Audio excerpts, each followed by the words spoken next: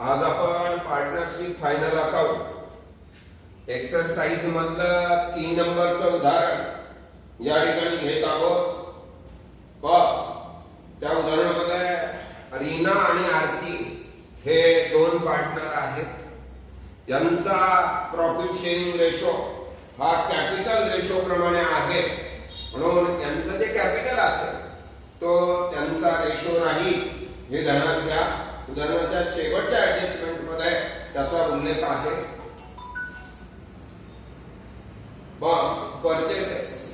Purchases याचा अर्थ होतो आपण माल खरेदी केला, मग आपल्याकडे जे येतं माल खरेदीचा व्यवहार आहे, मालाचा संपूर्ण रेकॉर्ड आपण ट्रेडिंग अकाउंटच्या डेबिटला ठेवतो, म्हणून ट्रेडिंग अकाउंटच्या डेबिटला टू परचेसेस 35,500 रुपये इनरलाच ठेवा, कारण रिटर्न असलं तर वजा करावं लागतं। त्या दृष्टिकोनातून ती अमाउंट आपण इनरला ठेवू। सन्ड्री डेटर्स याचा अर्थ होतो ज्या लोकांना आपण उधार दिलं त्या उधारीवाल्या ग्राहकांची यादी, उधारी येणं बाकी आहे, येणे रक्कम आपण नेहमी ऍसेट साइडला लिहितो, म्हणून सन्ड्री डेटर्स ऍसेट साइडला लिहायचे आहे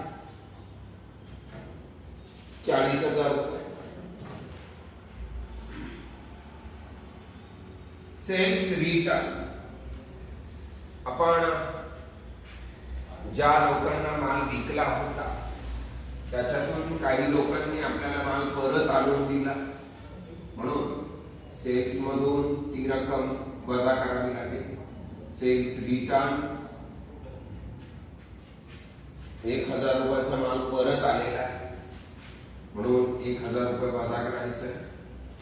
ओपनिंग स्टॉक ट्रेडिंग अकाउंटच्या डेबिटला 18,100 रुपये। त्याच्यानंतर बॅड डेट्स याचा अर्थ होतो बुडीत उधारी नुकसान आपण नेहमी डेबिटला, म्हणून बॅड डेट्स डेबिटला लिहायचं आहे 500 रुपये। इनरलाच ठेवा 2 ऍडजस्टमेंट आहे। सन्ड्री डेटर्स वर 3 ऍडजस्टमेंट आहे, साधारण 5 ओळी सोडाव्या लागतील।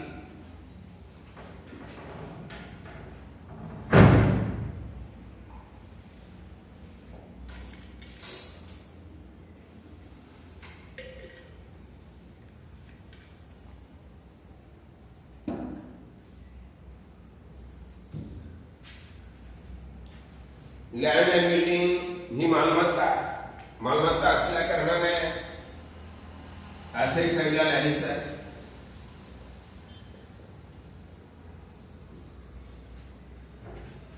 25,000 रुपये। फर्निचर ही पण मालमत्ता आहे, ऍसेट साइडला लिहायचं आहे 20,000 रुपये।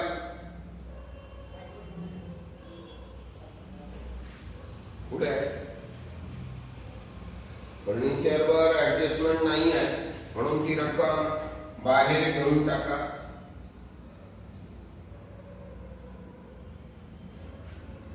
नंतर डिस्काउंट हा डेबिटचा आहे, पण डेबिटचा असल्या कारणाने प्रॉफिट अँड लॉसच्या डेबिटला टू डिस्काउंट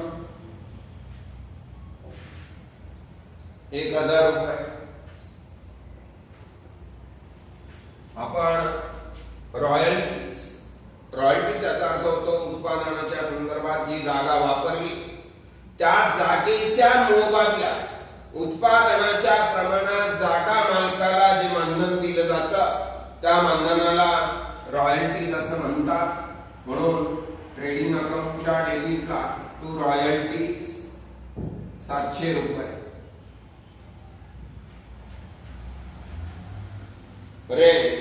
रेंट याचा अर्थ होतो भाडे हा खर्च आहे 1,900 ऍडजस्टमेंट आहे का।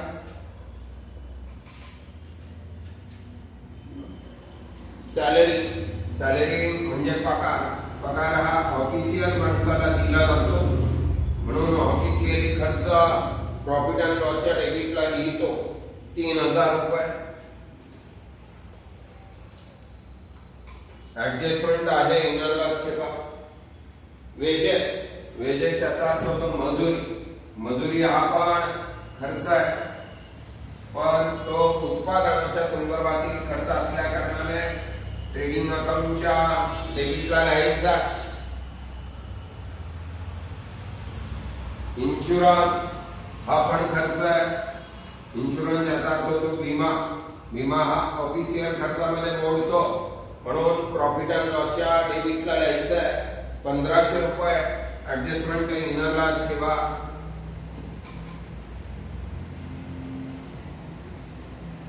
पुढे वैयक्तिक वापरासाठी केलेला खर्च ऋण आणि आर्थिक, म्हणून पार्टनर्स कॅपिटलच्या डेबिटला लिहायचं आहे टू बॅलन्स आपला टू ड्रॉइंग अकाउंट. वैयक्तिक वापरासाठी केलेला खर्च आहे 2000 आणि 1000 रुपये.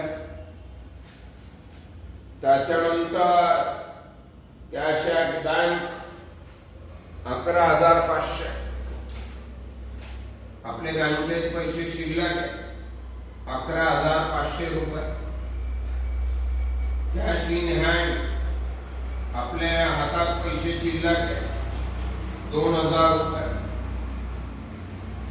त्याच्यानंतर पुढे आता क्रेडिट बाजू चालू झालेली आहे. आपण माल विकला, म्हणून ट्रेडिंग अकाउंटच्या क्रेडिटला बाय सेल्स 58,200. त्याच्यातून 1000 रुपये वजा केले 57,200. संडी क्रेडिटर्स व्यापारी देणं आपण नेहमी लायबिलिटी साइडला लिहितो, म्हणून लायबिलिटी साइडला 25,700 रुपये.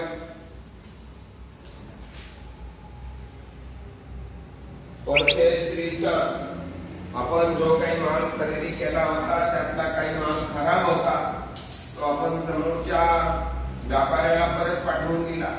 लेस परचेस रिटर्न 500 रुपये. 35,000 रुपये बाहेर घ्या. त्याच्यानंतर आरडीडी जुना आरडीडी आहे, म्हणून प्रॉफिट अँड लॉस अकाउंटच्या क्रेडिटला वरती 2 ओळी सोडून द्यायच्या. बाय ओल्ड आरडीडी 800 रुपये.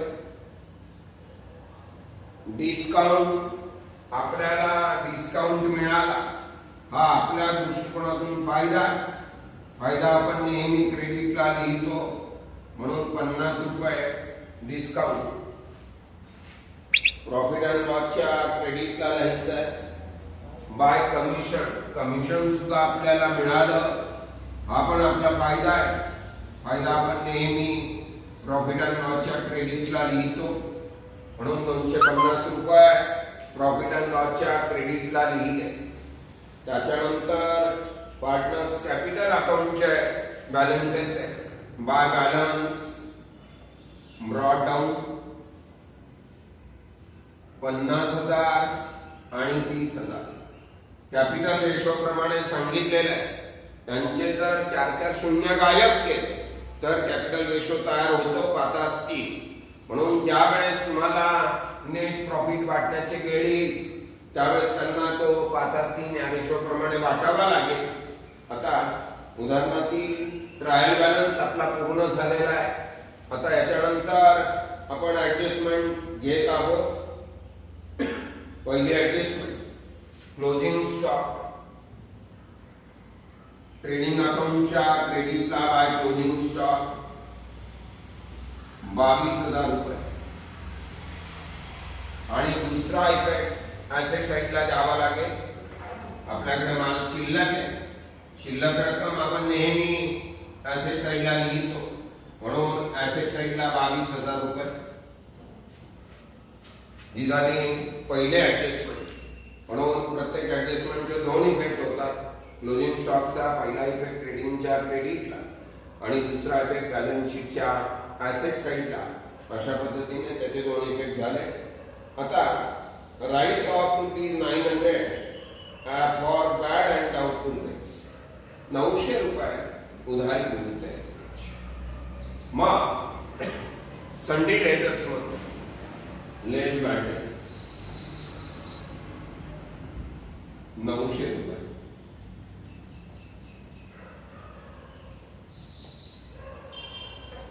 मग 900 रुपये उधारी मिळते नुकसान. ऍड बॅटरी न्यू बॅटरी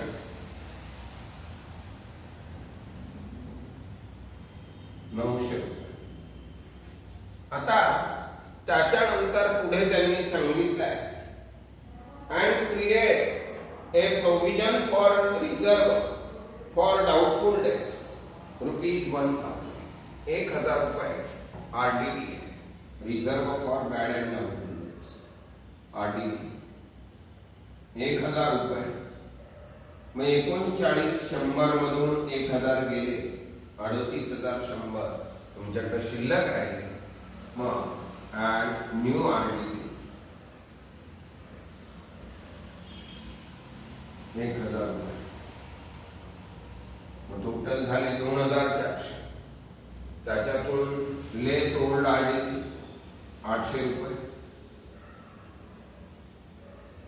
वजा करा. 1,600 रुपये बाहेर घ्या. हा जुना आरडीडी खोडून टाका. हा जुना आरडीडी खोडावाच. याचं कारण असं आहे का तो तुम्ही इथून वजा केला आणि बऱ्याच वेळेस विद्यार्थी विसरतो आणि विसरल्यामुळे मी इथे का लिहितो त्याचं कारण का जर इन केस तो इकडून वजा करायचा राहून गेला तर त्याला इथे बाहेर काढलं तरी तुमचं उदाहरण टॅली होईल हे जाणार घ्या. म्हणून काळजी घेताना इथं जुना आरडीडी लिहून ठेवायचा म्हणजे जेणेकरून आपल्याला टॅली करताना प्रॉब्लेम येणार नाही. जरी इथून वजा करायचा राहिला तर तो इथं बाहेर घेतला तर तुमचं उदाहरण टॅली होईल. काही प्रॉब्लेम येणार नाही. त्याच्यानंतर पुढची ऍडजस्टमेंट आहे create a provision for discount on debtors and creditors. Debtors per 3% less discount 3%.